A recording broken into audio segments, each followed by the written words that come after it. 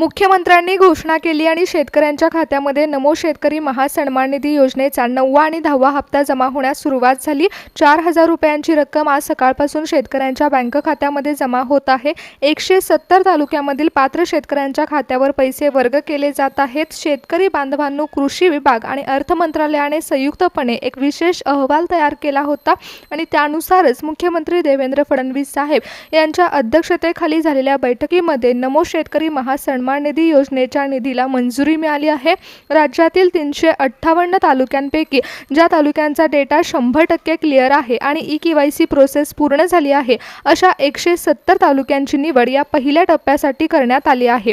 कृषी विभागाने थेट तालुका स्तरावरती ही विभागणी पूर्ण केली असून राज्यभरातील बँकांचे सर्व्हर अपडेट ठेवण्याचे आदेश देण्यात आले आहेत आणि त्यानुसारच महाराष्ट्रातील 170 तालुक्यांमधील शेतकऱ्यांना आज नमो शेतकरी महासन्मान निधी योजनेच्या हप्त्याचा लाभ मिळण्यास सुरुवात झालेली आहे।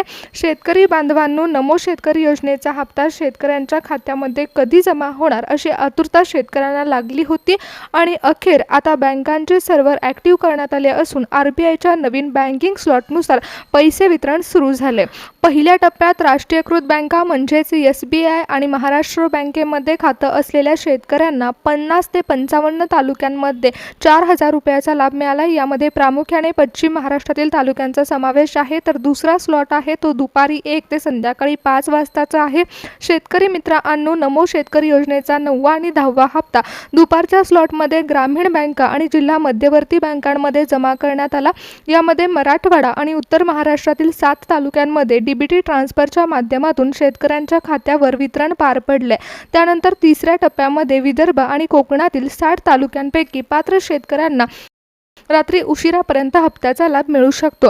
कारण शेतकरी बांधवांनो, पावसाळी अधिवेशनामध्ये राज्य सरकारने शेतकऱ्यांना आश्वासन दिलं होतं की नमो शेतकरी योजनेचा हप्ता जमा करू, परंतु शेतकरी बांधवांनो, यामागे कर्जमाफीचा विषय देखील चालू झाला।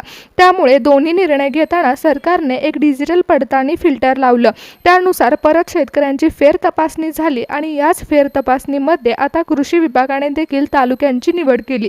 त्यामुळे 170 तालुक्यांमध्ये अखेर नमो शेतकरी योजनेचा हप्ता जमा होण्यास सुरुवात झाली। सकाळी जेव्हा बँका उघडल्या तेव्हा आज 50 तालुक्यांमधील शेतकऱ्यांच्या खात्यावर 4,000 रुपयाची रक्कम जमा झाली।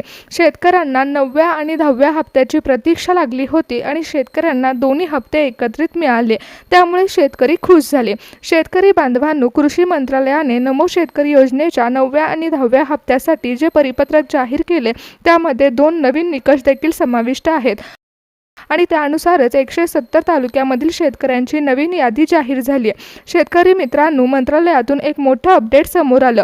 मुख्यमंत्री देवेंद्र फडणवीस साहेब आणि कृषी विभागाच्या बैठकीनंतर नमो शेतकरी योजनेच्या निधी वितरणाला अधिकृत हिरवा कंदील मिळाला आहे आणि जसं DBTचं बटन दाबण्यात आलं तसंच सर्वात आधी ICICI आणि ॲक्सिस बँकेसारख्या खाजगी बँकांमधील डिजिटल वितरण प्रणाली वेगाने सक्रिय झाली। खाजगी बँकांमध्ये खातं असणाऱ्या शेतकऱ्यांच्या खात्यामध्ये लगेच पैसे ट्रान्सफर झाले, तर दुसरीकडे राष्ट्रीयकृत आणि सरकारी बँकांचे सर्व्हर अपडेट होण्यासाठी थोडा वेळ लागत असल्याने सरकारी बँकांमध्ये खातं असलेल्या शेतकरी बांधवांना थोडी प्रतीक्षा करावी लागत आहे।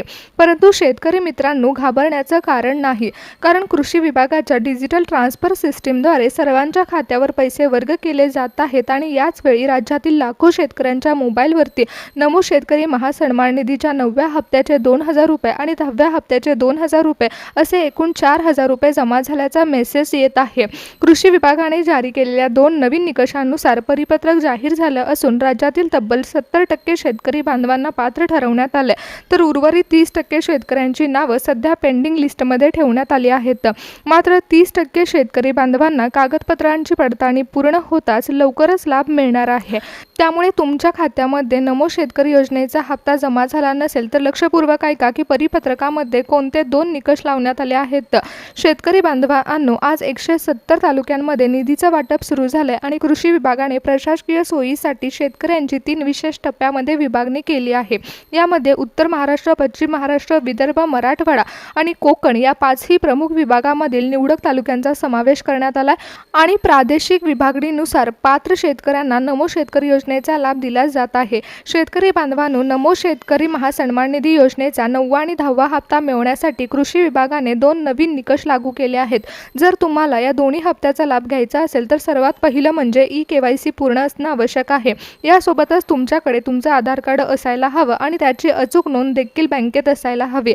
योजनेच्या पोर्टलवरती माहिती नमूद करण्यात आली असून ज्या शेतकऱ्यांचा आधार लिंक आणि ई-केवायसी काम पूर्ण आहे अशा शेतकरी बांधवांना नवीन पडताळणीमध्ये प्राधान्य दिलं जात आहे. दुसरा निकष आहे की शेतकऱ्यांचं वार्षिक उत्पन्न. गेल्या काही महिन्यांमध्ये राज्यात अनेक ठिकाणी हवामानातील असंतुलनामुळे शेतकऱ्यांचं मोठं नुकसान झालं. त्यामुळे सरकारने उत्पन्नाची मर्यादा पुन्हा एकदा लागू केली आहे. जर तुमचं उत्पन्न ठरवून दिलेल्या मर्यादेमध्ये असेल तर तुम्हाला या हप्त्याचा लाभ मिळत आहे. पण शेतकरी बांधवांनो, तुमच्यासाठी आणखीन एक मोठी आनंदाची बातमी आहे. ज्या भागामध्ये नुकसान जास्त झालं तिथं आगामी हप्त्यामध्ये शेतकऱ्यांना वाढीव रकमेचा लाभ मिळणार आहे. शेतकरी बांधवांनो, कृषी विभागाने लावलेले 2 निकष आज राज्यभरातील तब्बल 70% शेतकऱ्यांना पात्र ठरवत आहे आणि त्यांच्याच खात्यावर थेट पैसे जमा होण्यास सुरुवात झाली आहे. ज्या शेतकऱ्यांची कागदपत्रे पूर्ण आहेत, जसे ई-केवायसी असेल, उत्पन्नाची माहिती अचूक असेल, त्यांच्याच खात्यावर आज नमो शेतकरी योजनेचे डायरेक्ट ट्रान्सफरच्या माध्यमातून हप्ता वितरण सुरू झाले. शेतकरी बांधवांनो, मंत्रालयातून निधी वितरणाचं अचूक टाइमलाईन समोर आलं आहे. सकाळी 11 वाजता जसं डीबीटीचं बटन दाबण्यात आलं तसं देवेंद्र फडणवीस साहेबांनी महाराष्ट्रातील तब्बल 50 तालुक्यांमध्ये पहिल्या टप्प्यातील 27% निधीची रक्कम वर्ग केली आहे. यानंतर लगेचच रक्कम वेगाने वर्ग करण्यात येण्यासाठी दुसरा टप्पा निवडण्यात आला होता. तो 12:30 वाजताचा होता. दुसऱ्या टप्प्यातील 35% निधी वितरित करण्यात आला. म्हणजेच दुपार होण्यापूर्वीच राज्यातील 60% निधीचं वाटप पूर्ण झालं असून निवडक तालुक्यांमधील शेतकरी बांधवांच्या खात्यामध्ये 4,000 रुपये जमा झाले. त्यानंतर दुपारी 2 वाजता जेव्हा ICICI बँकेची डिजिटल सिस्टीमद्वारे पैसे वितरित करण्याची प्रक्रिया सुरू झाली, त्याचवेळी बँक ऑफ महाराष्ट्रमध्ये खातं असलेल्या शेतकऱ्यांसाठी देखील मोठी खुशखबर आली. दुपारी 2 वाजताच तिसऱ्या टप्प्यामध्ये बँक ऑफ महाराष्ट्राच्या शेतकरी ग्राहकांसाठी तब्बल 15% निधीचा लाभ थेट वर्ग करण्यात आला. त्यामुळे जर तुमचं खातं बँक ऑफ महाराष्ट्र किंवा खाजगी बँकेमध्ये असेल तर तुमच्या खात्यामध्ये पैसे जमा व्हायला सुरुवात झाली. शेतकरी बांधवांनो, आज जाहीर झालेल्या 170 तालुक्यांच्या यादीमध्ये पश्चिम महाराष्ट्र आणि उत्तर महाराष्ट्राने बाजी मारली आहे. पश्चिम महाराष्ट्राचा विचार केला तर सांगली जिल्ह्यातील मिरज, आटपाडी तालुक्यांमध्ये तब्बल 70% पात्र शेतकऱ्यांच्या खात्यावर 4,000 रुपयाची रक्कम जमा झाली.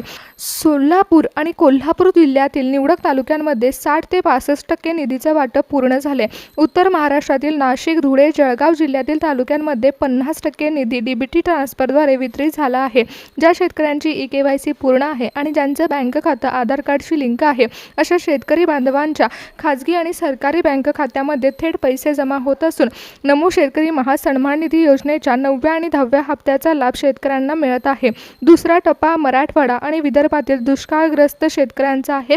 पावसाचं असंतुलन असलेल्या तालुक्यांना प्राधान्य देण्यात आलं असून मराठवाड्यातील छत्रपती संभाजीनगर, जालना, बीड जिल्ह्यातील निवडक तालुक्यांमध्ये आज दुपारी 65% पेक्षा जास्त निधीचं वाटप पार पडलं आहे. विदर्भामध्ये नागपूर, अमरावती, यवतमाळ, बुलढाण्यातील 15 ते 20 तालुक्यांमध्ये 60% निधी शेतकऱ्यांना मिळाला असून 4,000 रुपयाचा लाभ मिळालेला आहे. कृषी विभागाने तयार केलेल्या 2 नवीन निकषानुसार ज्यांचा डेटा 100% क्लिअर आहे अशा शेतकऱ्यांच्या खात्यावर निधी वर्ग झाला. तिसऱ्या टप्प्यामध्ये कोकण विभागातील ठाणे, पालघर, रत्नागिरी आणि सिंधुदुर्ग या जिल्ह्यातील प्रमुख तालुक्यांमध्ये 55% ते 60% निधीचं वितरण पार पडले.